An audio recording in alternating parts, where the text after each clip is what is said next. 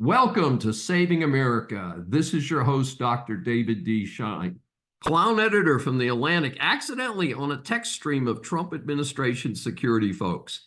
Unless you're living under a rock, I'm sure you've heard one of the 20 versions of this story. Recently, one of the first confabs of the whole Trump security crew, plus VP Vance, were on a text on Signal.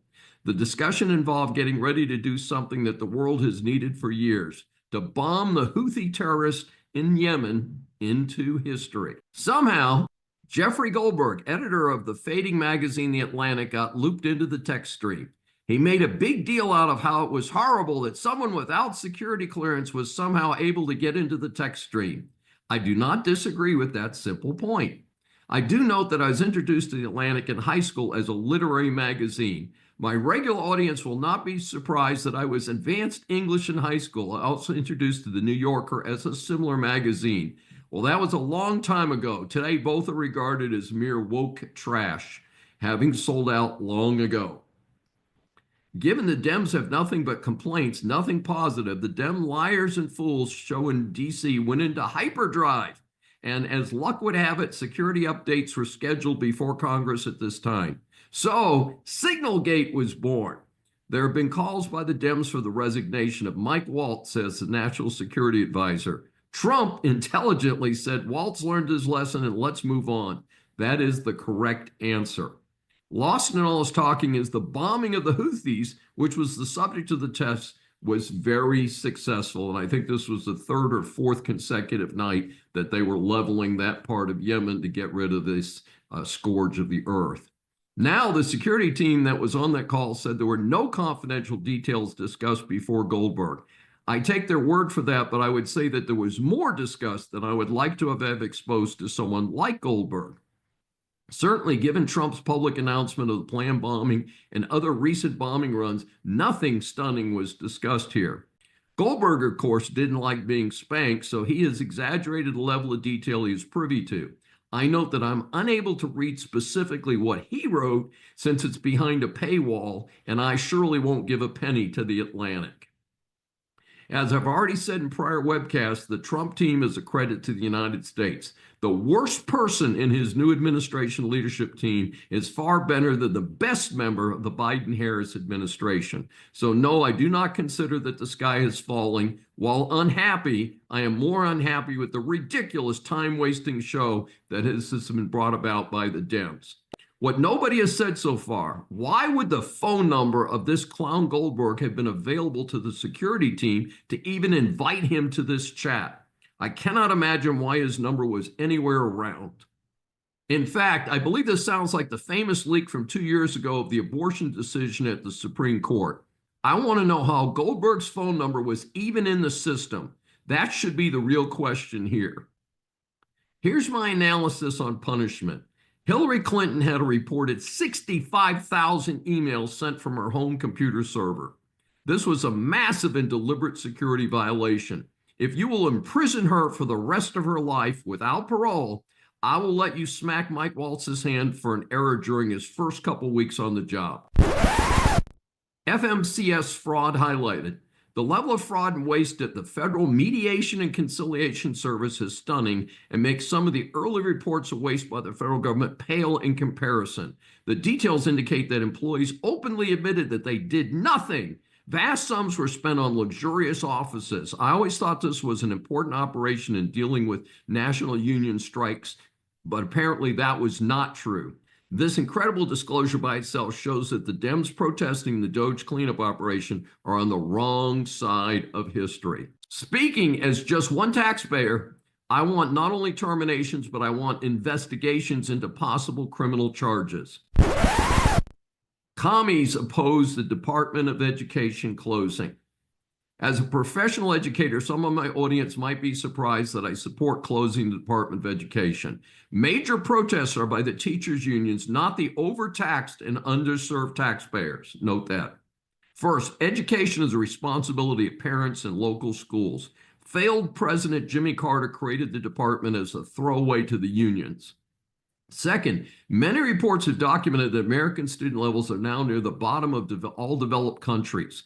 Some whole school districts have no students meeting education standards. So if that was the purpose of the DOE, it has failed on a massive scale. Time to tell the schools to dump woke and DEI and get back to the 3 R's. Third, the few DOE operations of merit can be assigned to other departments like Treasury and the Small Business Administration. I'm okay with targeted support for poorer school districts, but consider that there are still states administration between Uncle Sam and these local districts. Pell Grants and similar elite programs like that might even go to the State Department. Think about that. I have a great college students. I asked my class of 35 seniors last week how many had read the great American classic Grapes of Wrath by John Steinbeck. Not a single student out of 35. Classics like this were required reading when I was in high school. Time to get back to basics like reading and writing real material. The real Chinese threat to the Panama Canal. I want to credit Virginia Allen of the Daily Signal for a fascinating and important article on the Chinese threat to the Panama Canal. Miss Allen's piece credited Hot Zone podcaster, former military member, and someone who actually lives in Panama, Chuck Holton, for his critical evaluation of the threat.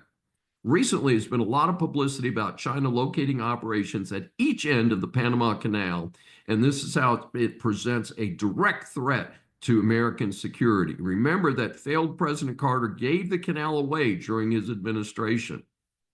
However, just controlling the software that runs the canal could have far more devastating results. I think this is an important issue for U.S. throughout the world. I was alerted to this mega threat a few years ago when I learned that many of the cranes that operate in major ports throughout the U.S. came from China.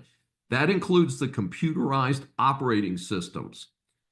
So China could shut down our ports. As part of our Saving America series, I called on the appropriate powers to make sure these systems are converted to U.S. secure systems.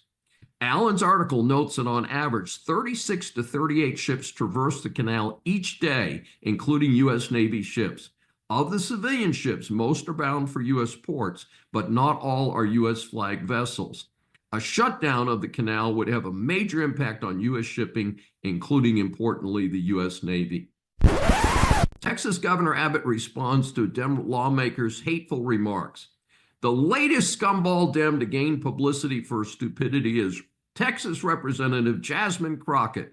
She doubled down on stupid by referring to Texas Governor Abbott, who has been in a wheelchair for about 40 years, as Governor Hot Wheels. She said this at a recent Human Rights Campaign dinner. Abbott said that he found the remark disrespectful. As a typical out-of-touch Dem, she claimed it was because he wants to block illegals from entering the U.S., not his disability. Then when Abbott's supporters called her out, she attacked them, not apologizing for her own insensitivity about human rights. Race-based policy goes to SCOTUS. The Voting Rights Act of 1965 was passed to protect the rights of minority voters throughout the states. It was originally targeted at the vestiges of the Jim Crow laws in the Democrat-controlled South. It also banned the poll tax, another tool the Dems used to keep blacks from voting.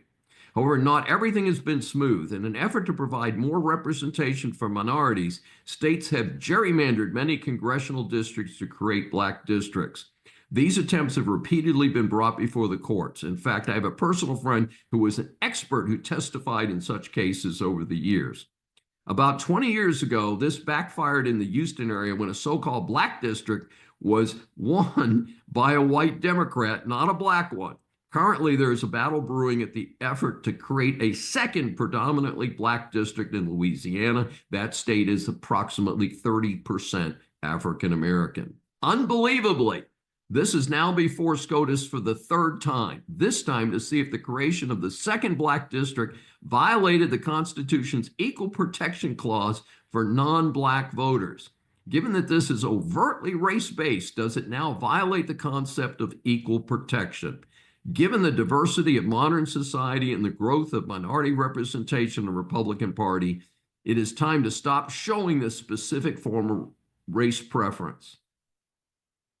The Roberts Supreme Court has tended toward a balance with favoring elimination of affirmative action, but less aggressive on targeted voting districts. So right now, this looks like a toss-up. Our series Interviews for Saving America establishes that the world is full of interesting people. Once you hear from our next guest, I'm sure you will agree that he deserves the moniker of interesting person. Saving America welcomes Joel Gardner. He is the president of the Jefferson Council, a special organization at the University of Virginia. Joel is a graduate of UVA twice with his BA and then his law degree. In full disclosure, I also hold 2 degrees from UVA. While at UVA, he distinguished himself by being part of organizations like Phi Beta Kappa, Z Society, and the Raven Society. After a stint in the Army, he enrolled in law school where he was an editor of the Law Review and a member of the The Order of the Coif, a truly distinguished record. After law school, he initially practiced law with a major Wall Street law firm, then segged into investment banking, where he spent the next 30 years as a corporate finance banker specializing in transactions with the Pacific Basin. However, Joel never truly left the university. He served on 4 university boards, including being a founding member of the Rotunda Society board. He's chaired more than a half dozen fundraising efforts, most recently served on the university's committee on free expression and free inquiry. He's been a UVA parent twice and is the author of From Rebel Yell to Revolution, which tells the story of the momentous 4 years from 1966 to 1970 while he was an undergrad at UVA. In another interesting parallel, I'm currently working on a book called A Cheap Education about my 4 years in college at a very different school, 1969, 1973.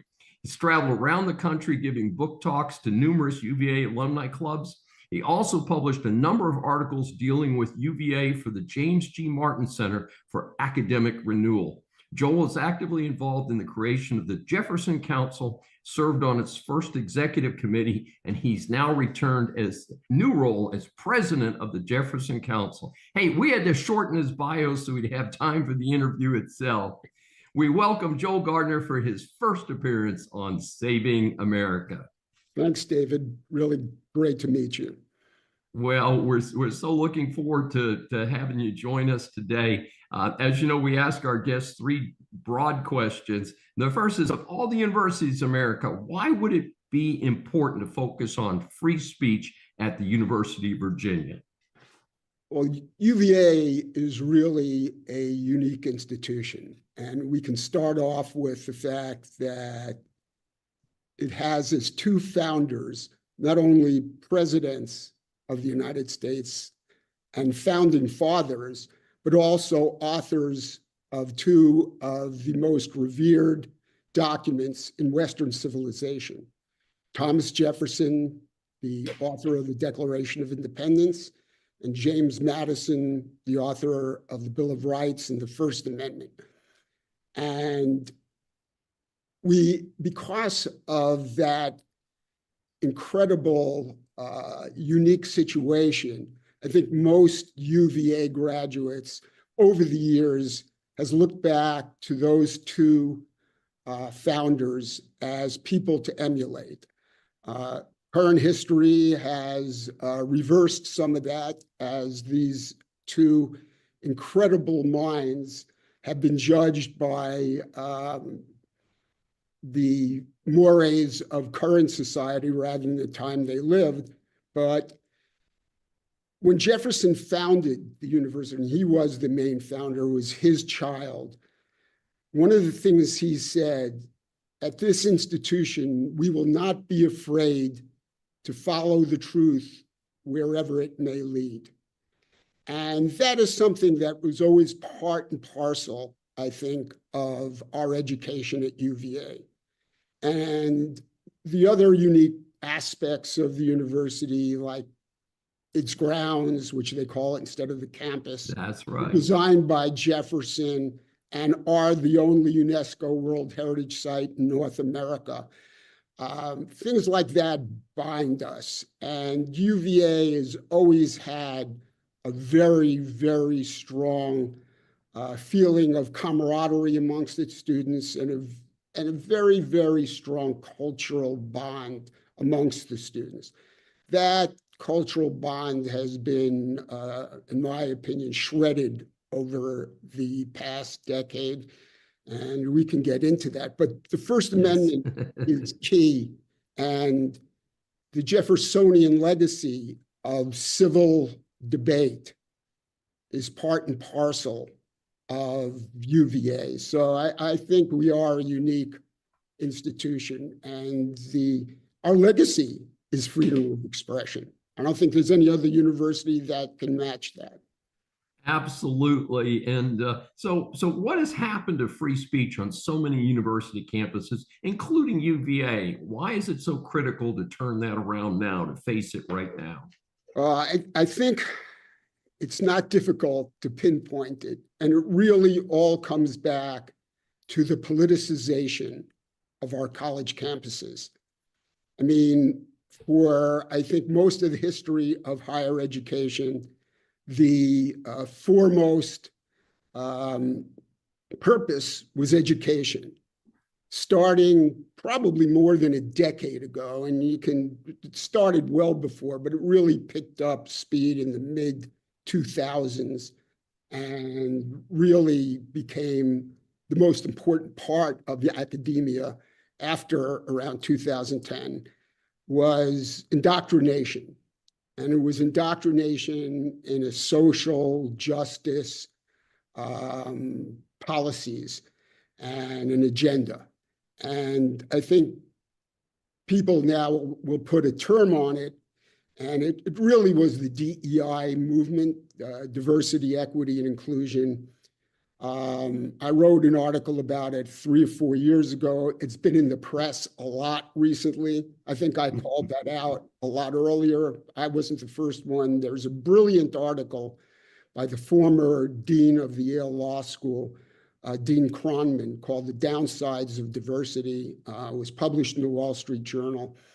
And basically, I mean, there's a lot in there, but one of the major points he made is that DEI, as applied on college campuses, is not an academic ideal, but a political movement. And that's exactly what it was. And what makes it most troublesome is that the concept of DEI is not what those words mean. Diversity, True. Absolutely. and inclusion. Diversity means the diversity of many things, but not the most important diversity, which is diversity of thought. Yes. That has been given total short shrift on college campuses. You can read the works of Jonathan Haidt, who is a prior professor at UVA, is now up at NYU. But there was very little diversity of thought amongst in academia, amongst both the administrations and the faculty. Equity means equality of and final, I'd cut for a second, but it's equality of result and not equality of opportunity. Absolutely. And inclusion has meant just the opposite. Inclusion has not meant the inclusion of all groups. It's meant the inclusion of certain groups which are deemed to be marginalized and which, in fact, today run the universities both at a faculty, administrative, and student level. But it's not been inclusion, and it's not been inclusivity. And I've seen it very much at UVA, where we had such a close bond, where there was a great community amongst faculty, students, administrators. It really was an amazing place. And now it's divided. It's been fractured, and it's divided by identity groups. And it's broken my heart to see that, because I think, as you kind of detailed in my biography, UVA has been in my heart and soul since I stepped on the grounds in 1966, never truly left it. And it's really terrible to see what's become of the community, the sense of community and camaraderie there. Well, it's interesting for us in my approach here in Saving America, because we interviewed a fantastic young lady. She happens to be up in a college in Maryland. She's a senior now. She was an intern for the Heritage Society this summer, and I happened to cross her because she wrote a brilliant article. I had no idea it was written by a college junior. And I interviewed her. She's Asian American, and she was so critical of DEI. She said, I want to be respected for who I am and my accomplishments and my intellectual ability. I don't want to be considered something because I'm Asian or female. And she just gave such a compelling presentation on where DEI has failed, but not just I think our academia, but our society in general. So anyway, so we've been on this streak for a while, and we've interviewed two different professors on this same subject. We interviewed a professor who was fired from a university in Bakersfield, California, because he spoke out for conservative causes.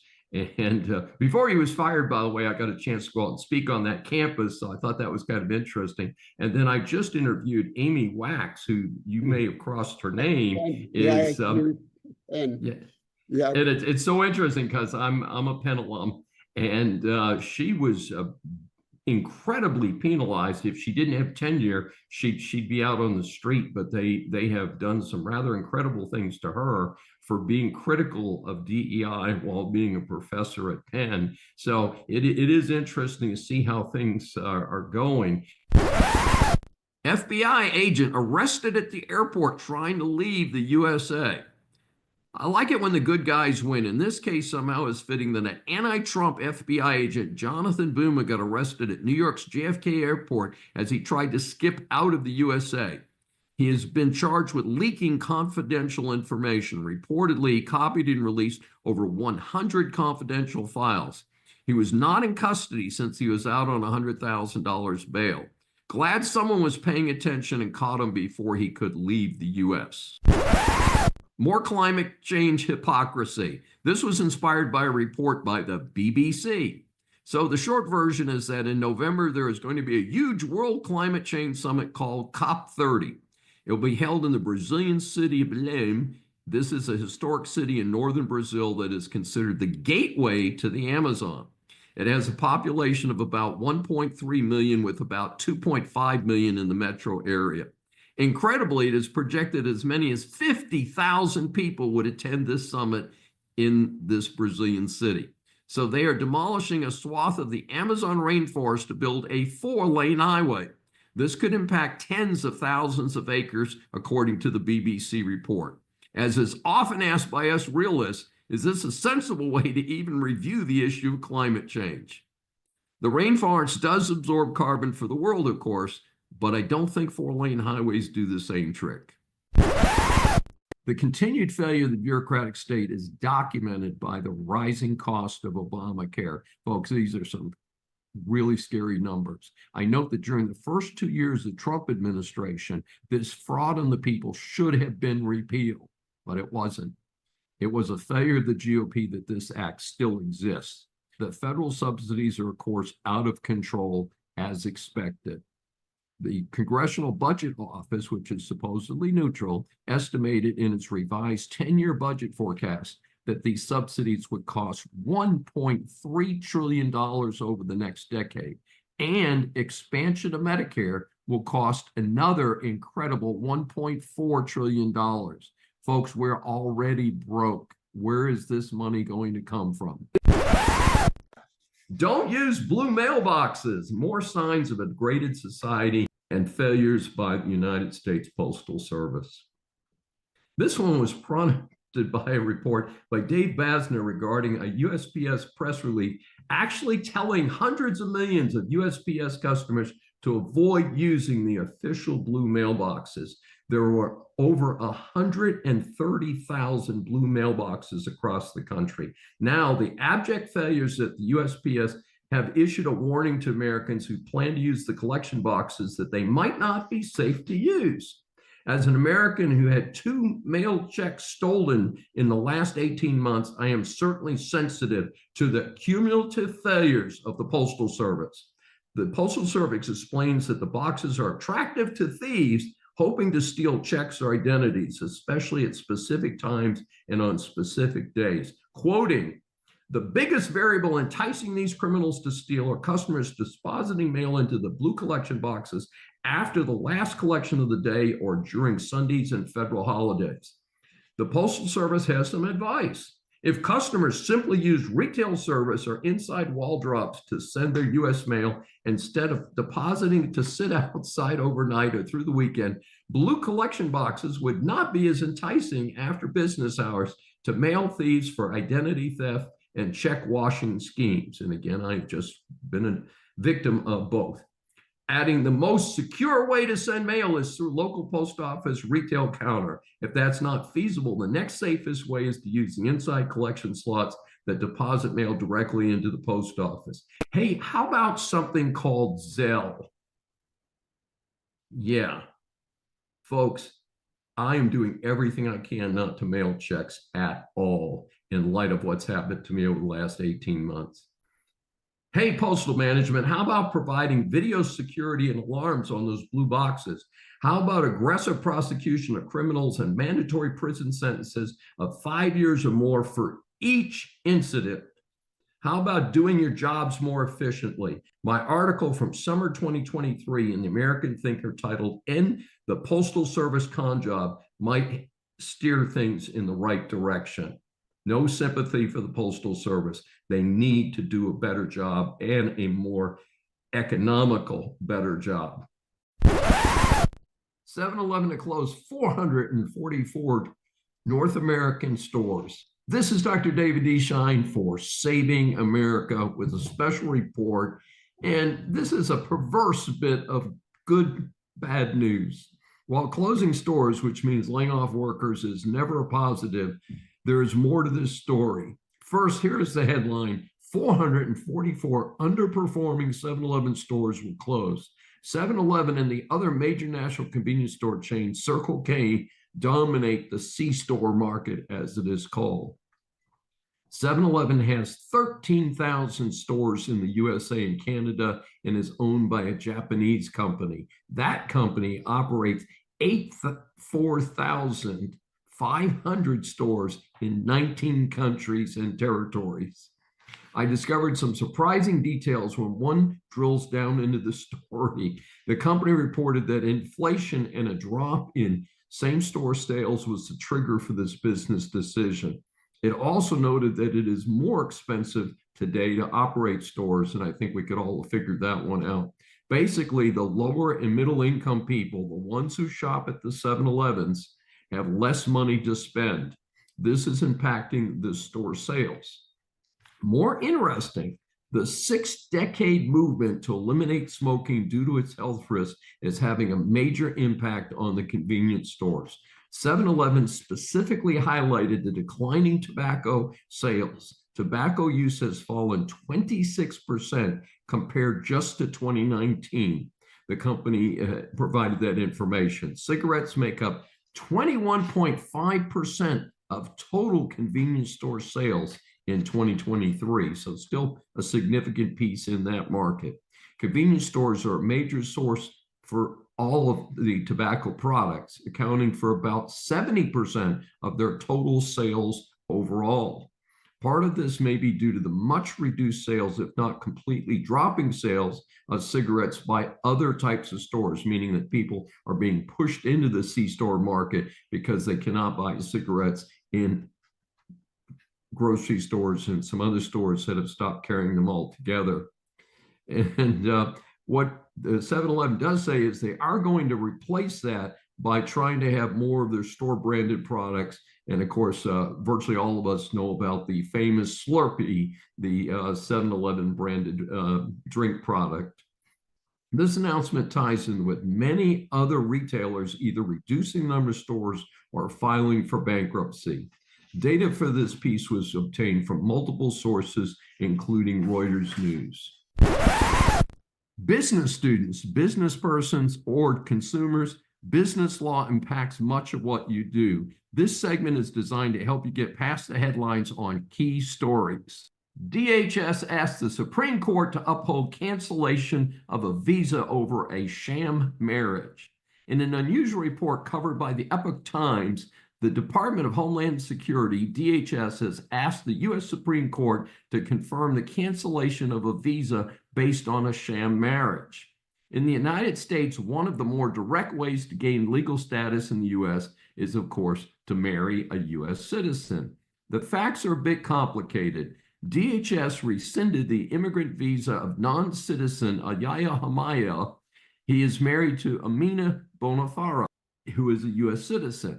He is to have fathered 3 children with Amina, all of whom are U.S. citizens in turn.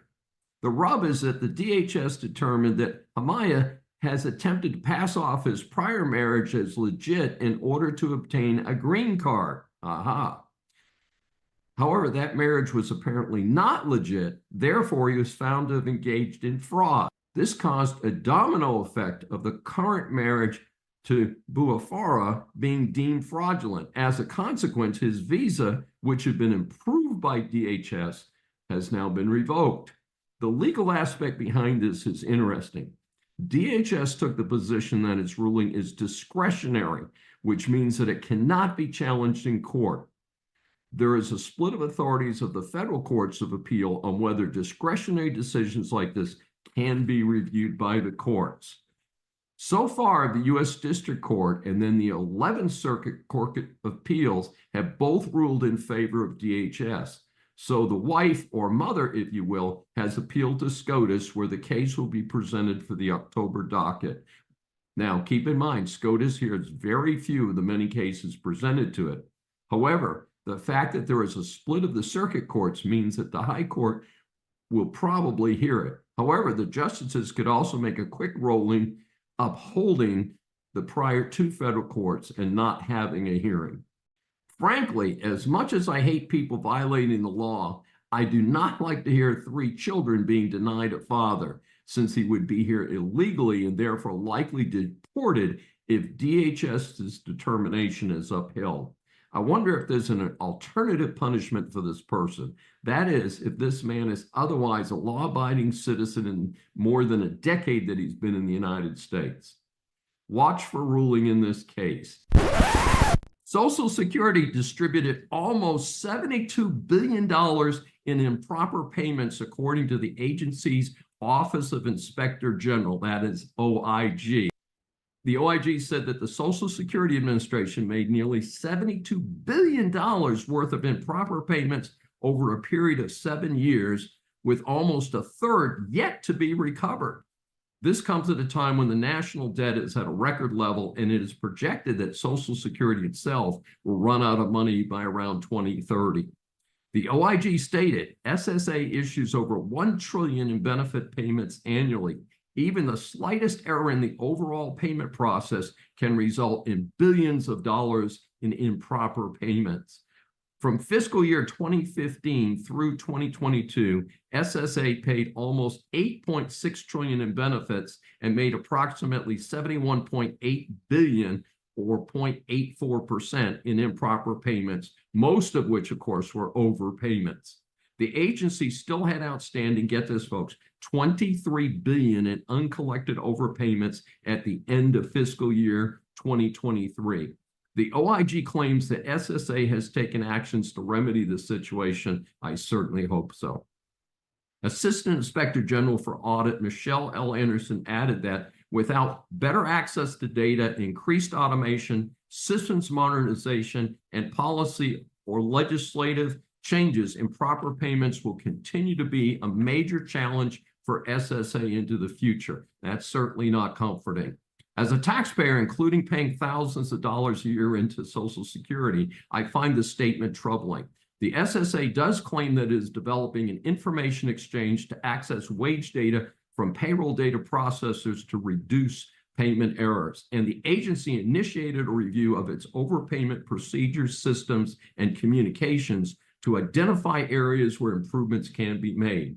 The report noted that even though overpayments might be viewed as a gift, for people who are living on Social Security, being told that they have to give back some of the money so that this can be a real hardship for them. And I can understand that, of course. Hopefully, some of our elected representatives will take action to remedy this situation now and not later. Boar's Head, a popular and expensive brand of lunch meats and cheese, among other products, is facing major legal issues due to a listeria outbreak. Anyone who shops at Kroger and other major supermarkets is aware of the Boar's Head brand. According to Wikipedia, the family business behind it is Boar's Head Provision Company, also known as Boar's Head Brand, or the Frank Brunkhorst Company, who is one of the two founders of the company back in 1905 in Brooklyn, New York. It has been based in Sarasota, Florida since 2001.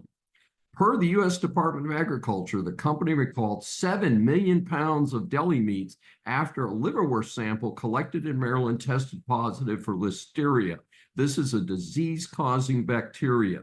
The meat may have come from the company's plant in Jarrett, Virginia. Health inspection reports violations of federal regulations, including mold, liquid dripping from ceilings, and meat and fat residue in many areas. Production at the plant was stopped in late July. The plant has now been linked to the deaths of at least 9 people and hospitalizations of about 57 others in 18 different states.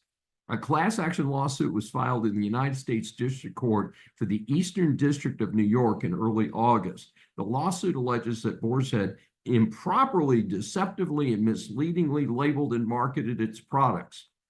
Reportedly, the first lawsuit was a wrongful death lawsuit in Sarasota County, Florida.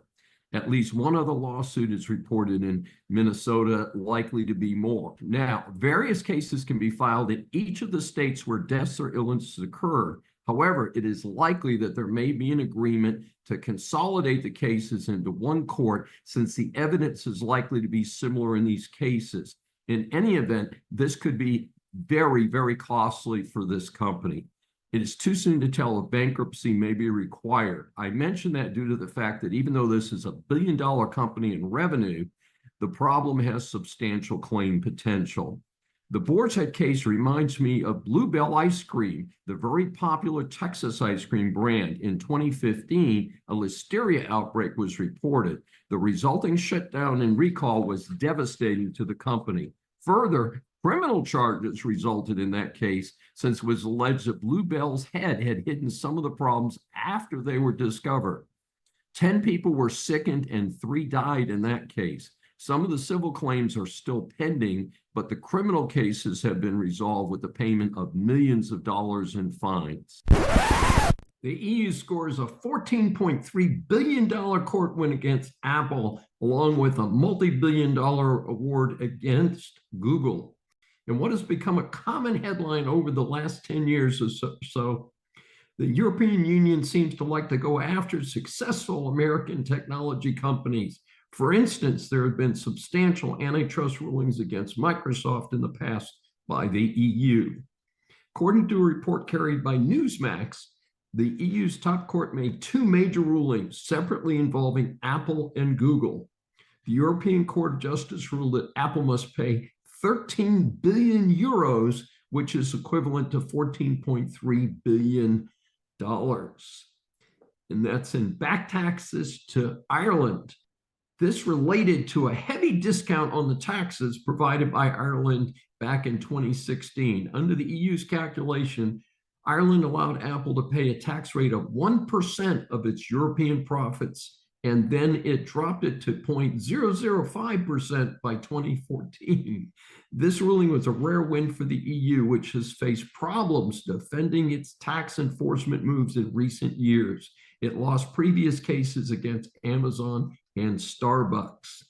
Then the court also upheld a 2.4 billion euro fine against Google, part of a string of high-profile EU competition cases targeting that company. In the Google case, the allegation was that their search engine favored its own services versus other providers. The EU move on Google is parallel to the current antitrust action against Google in the United States for monopolizing behavior with its dominant search engine. The US is also after Apple for restricting who can utilize its proprietary app software. However, the underlying issue in these two recent rulings may be an attempt by the EU to gain an advantage for its struggling tech companies. A recent report in Euronews indicates that the 7 largest US tech companies, Alphabet, which is Google, Amazon, Apple, Meta, Microsoft, NVIDIA, and Tesla, are 20 times bigger than EU's 7th largest and generate more than 10 times more revenue.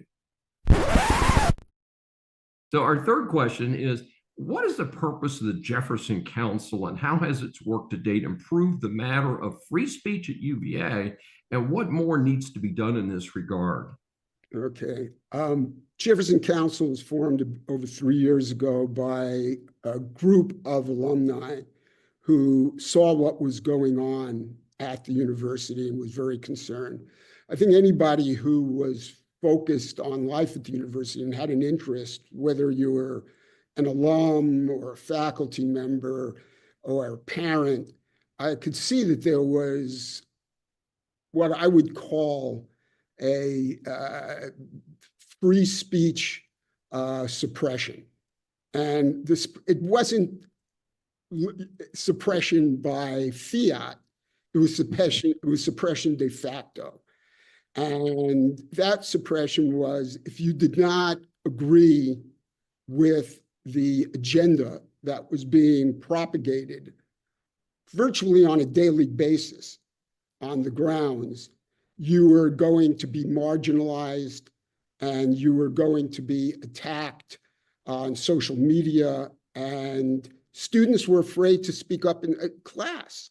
And just to show that that's, I think, what a lot of us were seeing, but that was in essence, there was not intellectual diversity. There was a fear of people from moderate conservative to more strongly conservative speaking up on the grounds.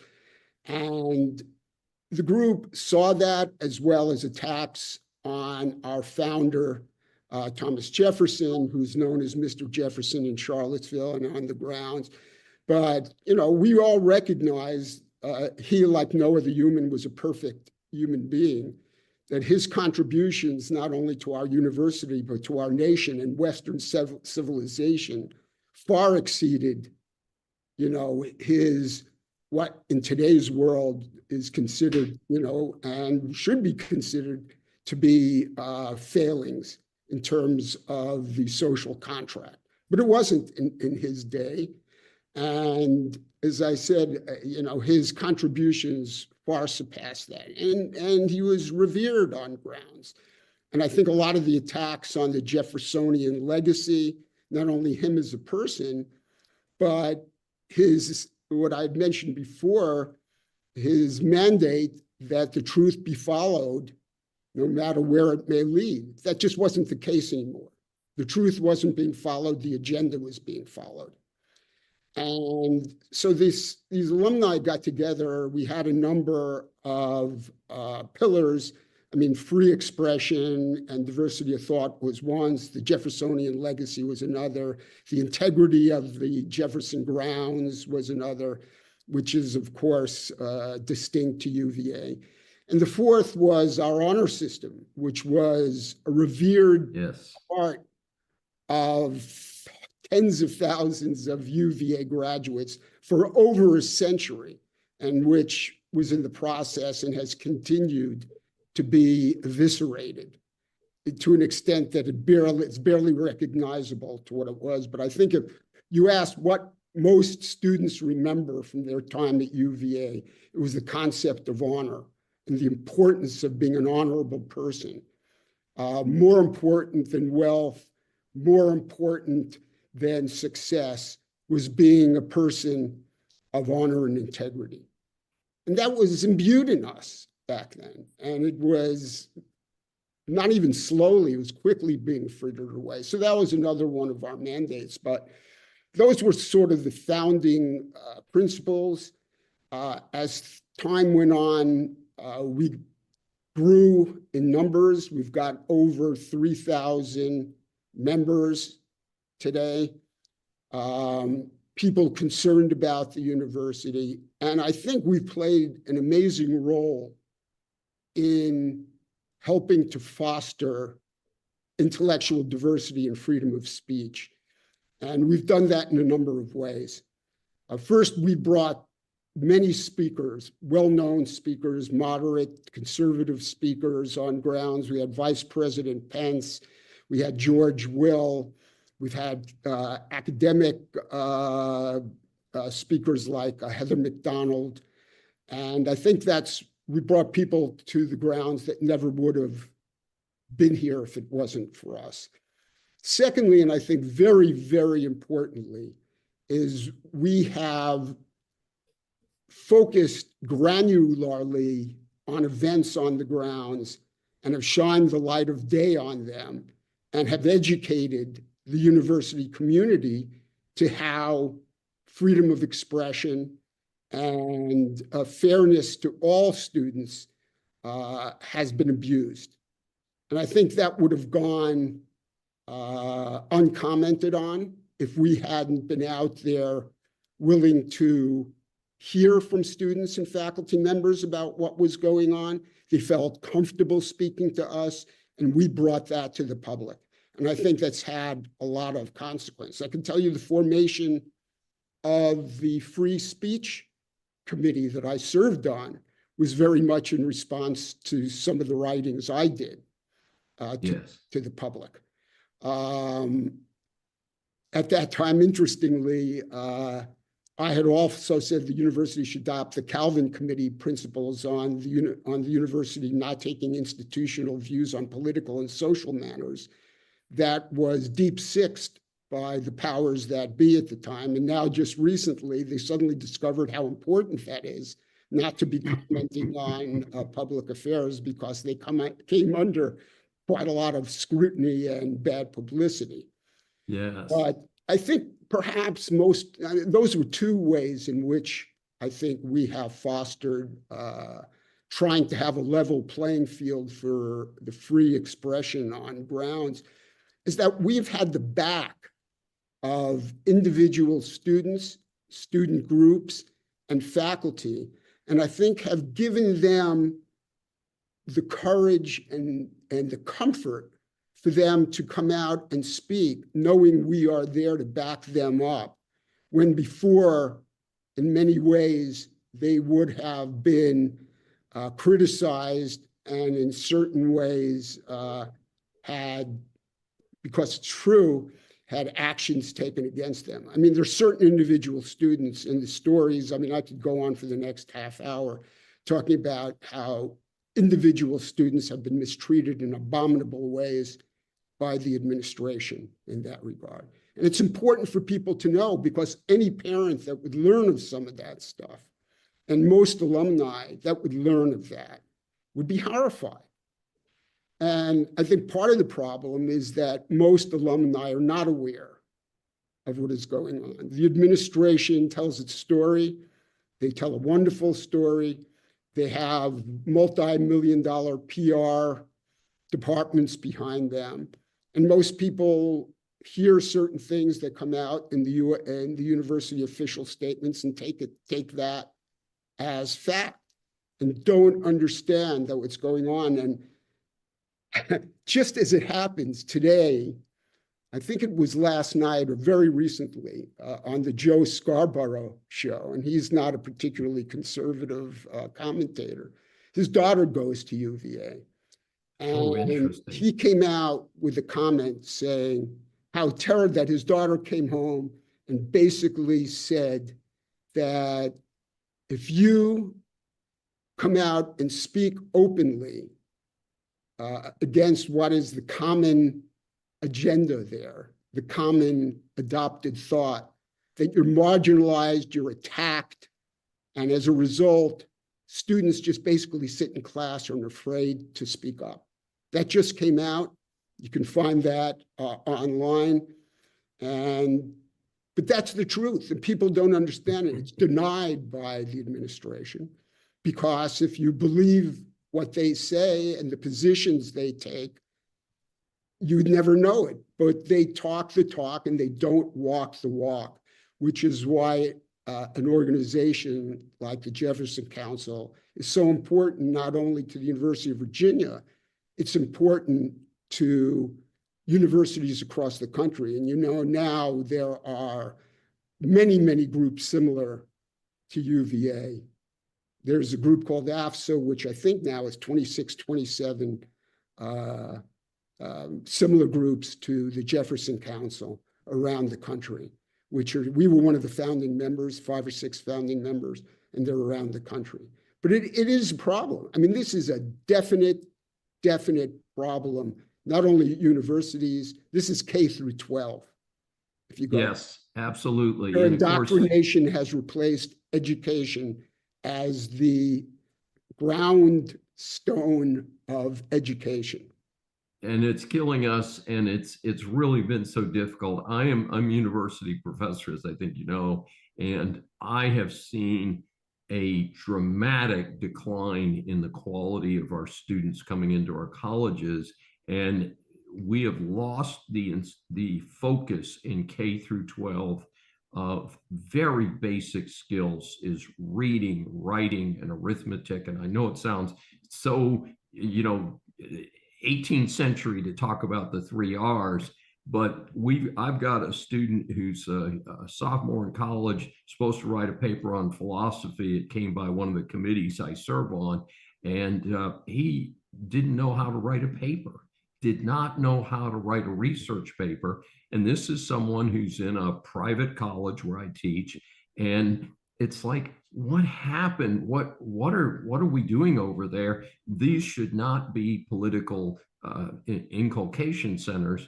And even if you are a political inculcation center, at least teach them how to read and write and how to, put sentences and paragraphs and things together. That's why I was so impressed with our visitor from the Heritage Society, the summer intern, because her writing was clear and positive. She was a great speaker, and it's like, where are the rest of these college students today? And I would say UVA, where I taught while I was working on my doctorate in the early 2000s at the McIntire School of Business, I can tell you it was a very good experience for me because the students were articulate and on top of things. But I know things since that was about the year 2003.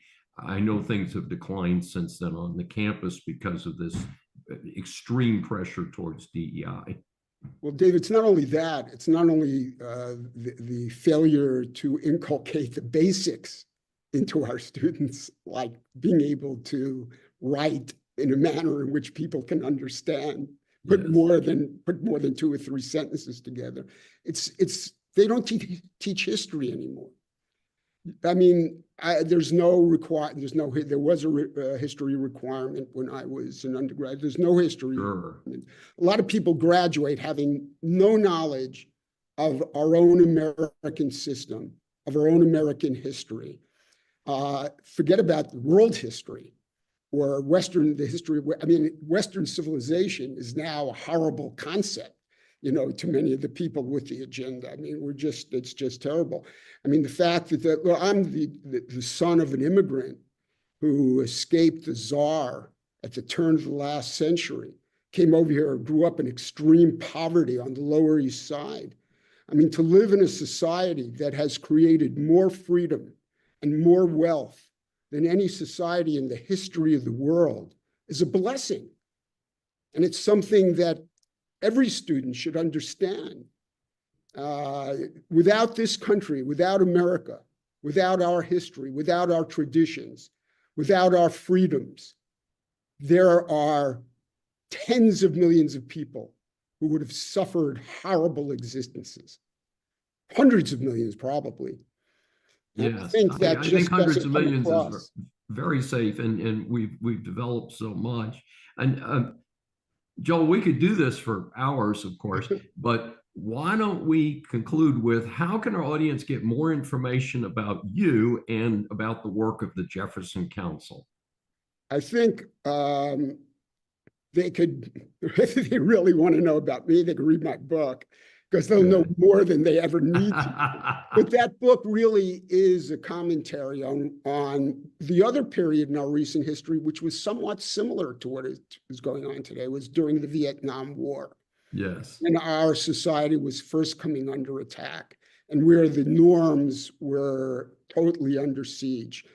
But that was a period when the world turned upside down and went 180 degrees in about 3 years. They can read my articles at the James Martin Center. Could just go online, Google James Martin Center for Academic and Renewal, and read my articles about the politicization of the college campuses and what I call the new McCarthyism at the University of Virginia. The Jefferson Council, I would say just go to our website and just Google the Jefferson Council UVA, and you will find on our website, you can join up, and right there, we publish news stories all the time. We publish stories about what's going on at UVA. You can read a lot of these stories about what's going on around academia and the campus reform and the college fix, which are broad and around the nation. But if you really want to know a granular basis what's going on at Mr. Jefferson's University, the foundation of the American ideals, and following the truth wherever it may lead, you should be reading, sign up and read the Jefferson Council, our blogs on a regular basis. And certainly would love to have people who are interested, who want to see our founders' dreams come true at the university that they started. We are a public university. We're not an private university. We have students from all spheres, from all states. Jefferson wanted his university, although a state university, to be representative of the United States. It's a wonderful place. It's a unique institution, and I would certainly hope that those listening would support us in our efforts to really create that level playing field for the free and civil exchange of ideas, which is what a university should be about and what Mr. Jefferson dreamed of. Thanks for joining me for Saving America. If you have questions or comments, please find me on various social media sites. I'm Dr. David D. Schein, and